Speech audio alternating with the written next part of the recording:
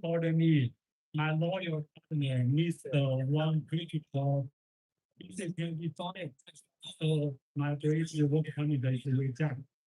And that is one bad day for me.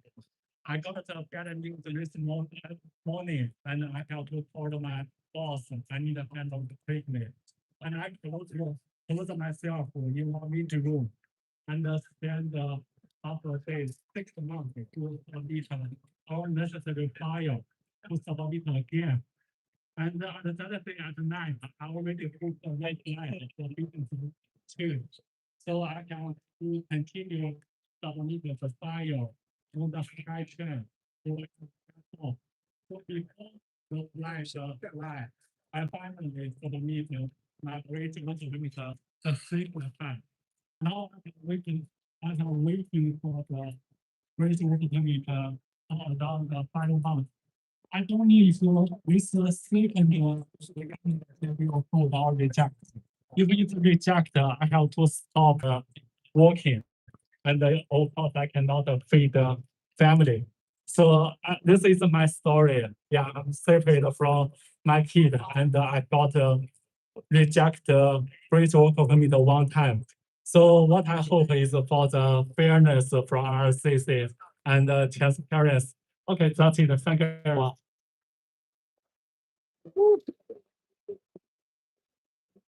Thank you, James. Our next speaker is Liu Teng. But before that, I want to ask you: is there anyone who can speak French? We need someone to be interviewed by CBC. 有人会说法语吗？我们需要一个 CC 的采访。如果有的话，可以跟我们那边的 volunteer 或者组织者说一下好吗？如果有人会法语，谢谢。Okay, our next speaker is Liu. Welcome, Liu Teng. Thank you. Good morning, everyone. My name is Tang. I've been calling Vancouver home for 11 years. And before you cast sympathy my way, I'm not thankfully in this black hole like many of you do here. What I am is a first-hand witness of this security, quote unquote, security screening process and its anxiety it has brought over, and how wasteful and absurd it is. My partner here, he in 2021, he finished his PhD program at Simon Fraser University, and he's now going through a 4.5-year application process for his permanent residency. During that process, he applied to renew his open work permit from within Canada.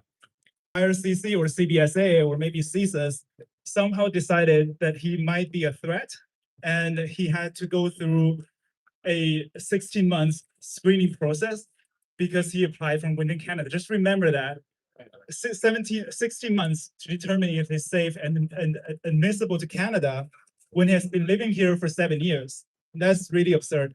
And that's a waste of the tax dollars from me, from everyone standing here, from everyone on the street, from every Canadian.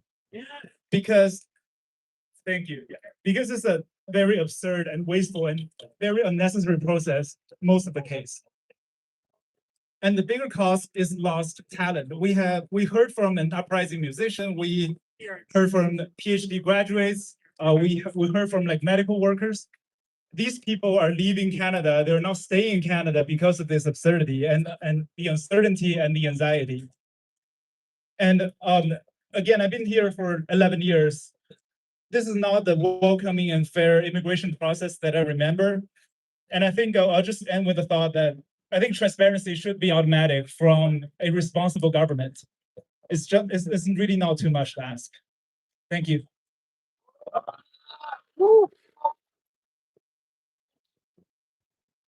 Thank you. Our next speaker, they're actually a family. Let's welcome Marshall's family.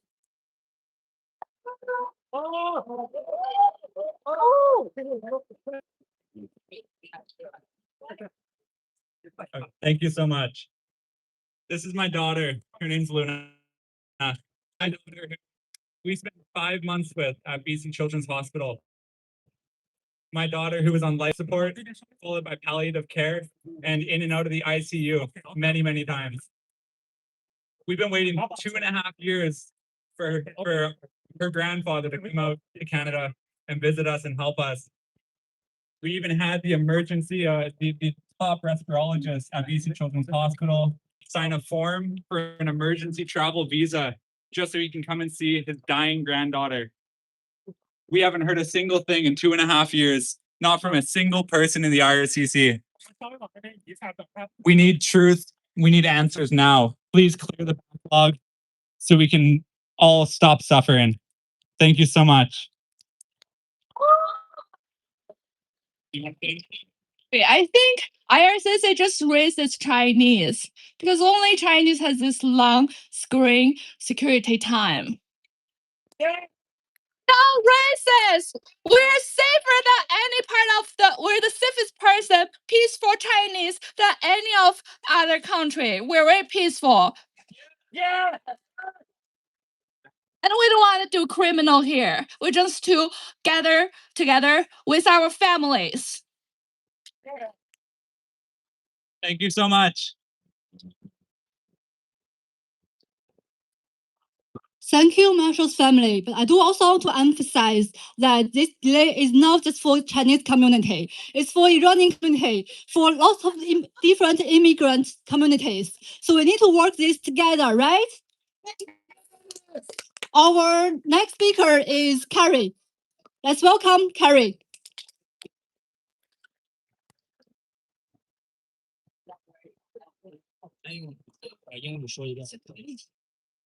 Thank you, guys. I may not be as prepared as all the previous speakers. I just came out today. I hear all the speeches, and I want to share a bit of my story as well.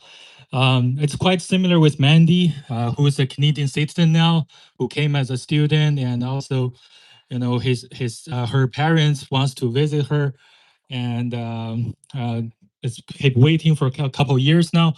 Or my case is similar but very indifferent as well, because for her parents can actually visit, can actually come here, well, for a short time, which is also unfair to be waiting for that long. But in my case, my parents, I applied for their visitor visa, which is quite common for everybody to come to visit a beautiful country as Canada, since 30 months ago. The first application, I didn't get it. Canada was such a beautiful, amazing country, used to be, and I believe the value in Canada. That's why I came and I became a citizen here. But the first application 30 months ago, second application nearly 24 months ago, for many ways applied to the parenting super visa, all got stuck with this, like everybody said today, a very similar security screening, which I don't really believe so. I don't think that is a security screening like everybody else is also experiencing as a security screening. How can it take that long? It's certainly for me that's an excuse. Not just my case, my friend. Actually, I came with my friend today, and she has another friend. They apply the PR for themselves. We're all Chinese, and seemingly seems like for the recent couple of years is raising numbers for applicants. I'm sorry, I don't know the other communities that they are also experiencing this, but especially for Chinese community, I see more and more of the cases that are delayed with no reason. And I don't know how they define people who want to come here to contribute to reunion and to build this beautiful country as need to be checked, understand, but for that long was clearly not a real reason for quote unquote security clear. I don't understand that. I don't believe that. And yes, please take it seriously, IRCC. And I kind of talk to the people who use probably now or before worked in the IRCC. They said they're very busy every day. I don't really understand what they're busy doing with this much of delay. Sorry. And yeah, I really hope Canada used to be a great country. I still believe it could be. I just hope that, don't make this type of mistakes to make the country not as amazing as people want to be here. Thank you.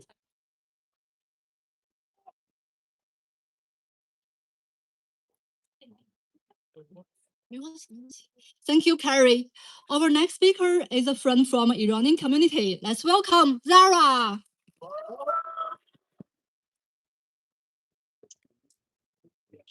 Thank you so much. I'll keep the microphone closer to your mouth. Okay. Hello, everyone. Thank you so much for giving me that chance. I didn't have any idea to be here to talk to anybody.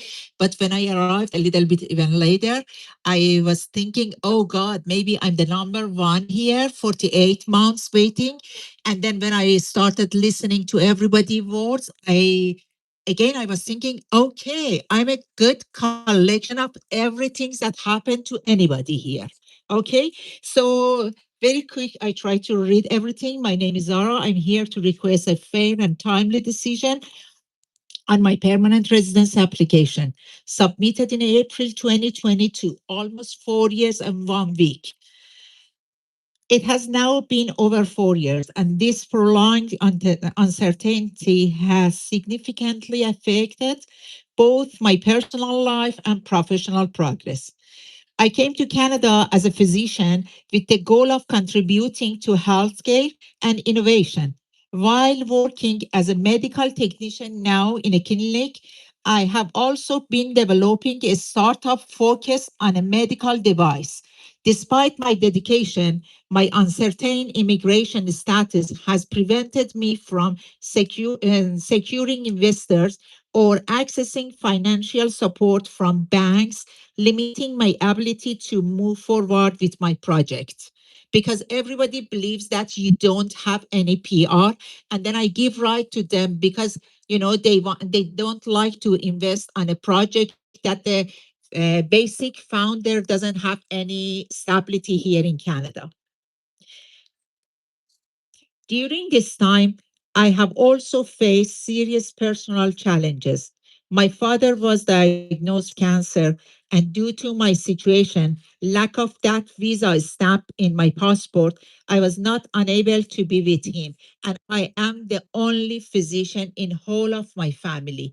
Imagine a dad that raised up her daughter to be there just for 1 day, and then I couldn't be with him. I was just talking even the last moment with him. My dad was a strong guy that helped me in every single moment. This has been deeply painful. At the same time, I'm responsible for supporting my 2 daughters.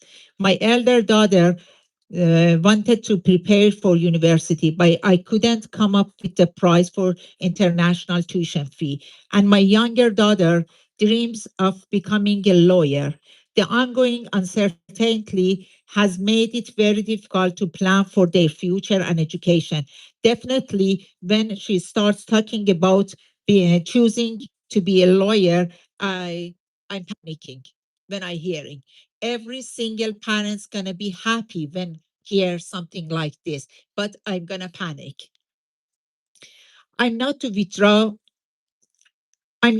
to withdraw my PR program and merge with another program because of the other co-founders which will be with me in this file, and then I will be ruining their files. Because of that, I have to get stuck in this program. I want to emphasize that I fully respect Canada's laws and immigration process. I'm not asking for exceptions, only for a fair and timely decision so I can move forward with clarity. Over the past 4 years, I have worked hard, contributed to the healthcare field, and remained committed to building a future in Canada. However, the delay has created growing emotional, financial, and professional strain. My husband was a lawyer back home. Now he wants to pass NCA exam for being a part of the law community, but they ask him to pass the exam, but they are not giving certificate until he is getting his PR. A decision, regardless of the outcome, would allow me to plan for my family, support my children, and determine the future of my work and startup. Just I wanted to tell you guys that you are not the only community that suffer from this long processing time, especially regarding the security check. Iranian community is one of the communities that affected. Of course, I'm telling that the regular Iranian people was affected from the security check, because here we see every day that people connected to the Iranian government, every day they are coming inside easily. Just it affected on the regular people like me to be in a security check or any other long-term processing time. Thank you for your time and consideration. I sincerely hope for you guys to get your target. Thank you. Bye.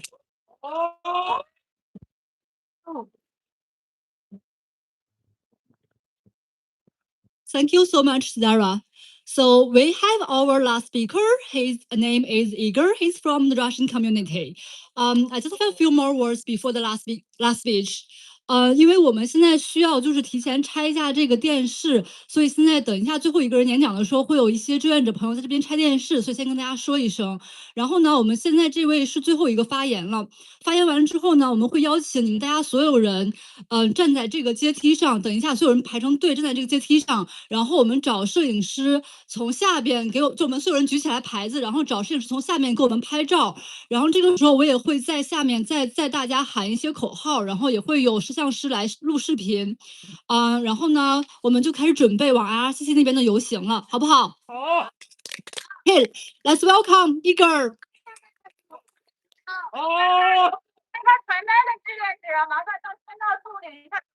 Thanks for coming. I applied for startup visa in April of 2021 and still waiting for my PR. Since then, my company has grown several times, so now it's a multi-million-dollar company, and I don't really understand why Canada doesn't make any good job bringing founders here. And right now, Canada and Canadian startup visa program, I think it's the worst startup program in the world. And it's like really easy to see that statistics, it's not just twice worse or 3 times worse. It's much worse. And there is no transparency in what's happening. And I know that many people, they are waiting for their security checks.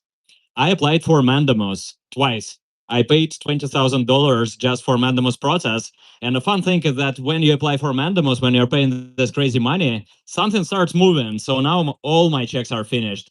Every check is finished. And I'm still waiting for more than a year just to finalize my PR application process. I know 2 founders who moved to the US since then. One is the founder of $100 million company. Another is a co-founder of $1 billion company. They moved to California because they people who can build something, they just cannot wait. And we frankly do not understand what is happening here. I listened to a minister of immigration, and she was telling that they didn't expect so many applications, and she told that they do not need so many entrepreneurs. I think it's a crazy talk. I think Canada needs as many entrepreneurs who can build something as they can bring here.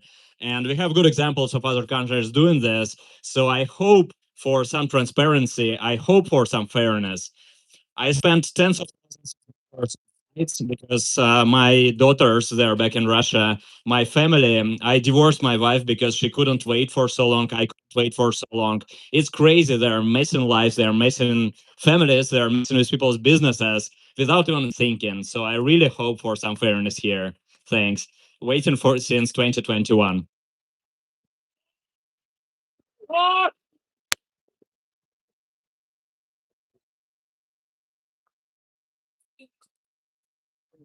Thank you, everyone.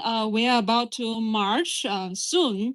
And before we march, a few quick thank yous to the organizing team, Amber, Gogo, Melody, Na, Nydia, Ryan, Snowy, and myself.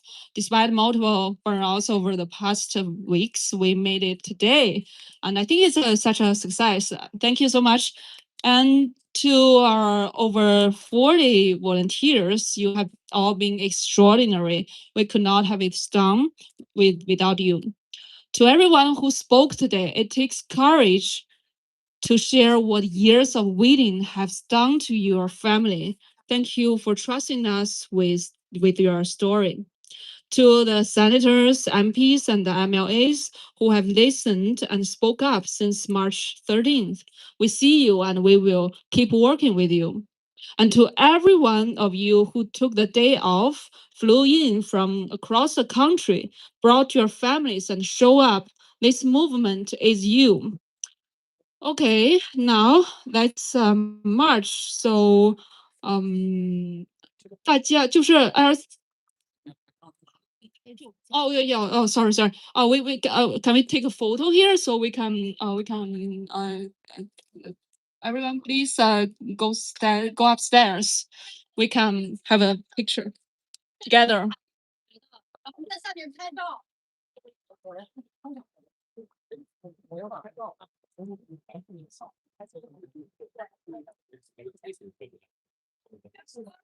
传单的记者麻烦到签到处理一下传单。传单的记者麻烦到签到处理传单。